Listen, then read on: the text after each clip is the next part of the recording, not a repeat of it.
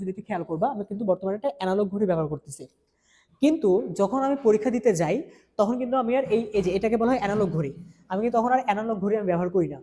পরীক্ষার সময় আমি সবসময় এরকম ডিজিটাল ঘড়ি নিয়ে যাওয়ার চিন্তা করি। কারণ কি জানো? দেখো, ঘড়ির দিকে নজর রাখা সবচেয়ে ইম্পর্টেন্ট আমার দৃষ্টিতে।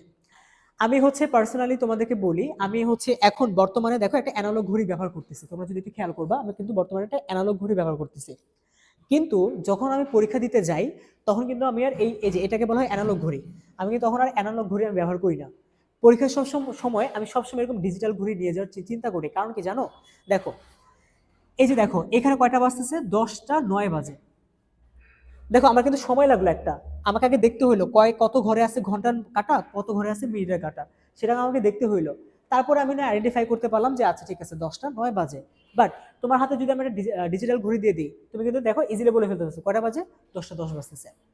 তো আমি পার্সোনালি এটাই করি সবসময়, যে পরীক্ষা যখন আসে, আমার যখন পরীক্ষা সিজন চলে আসে, আমি সবসময় গিয়ে ডিজিটাল ঘড়ির দিকে শিফট করি এটার তুলনায়। আর ইউজুয়ালি ধরো তুমি চলাচল যখন করবা, তখন তুমি ধরো মনে করো এরকম অ্যানালগ ঘড়ি তুমি ব্যবহার করতে পারো। কেমন? আচ্ছা, চলো নেক্সট পয়েন্টে যাই।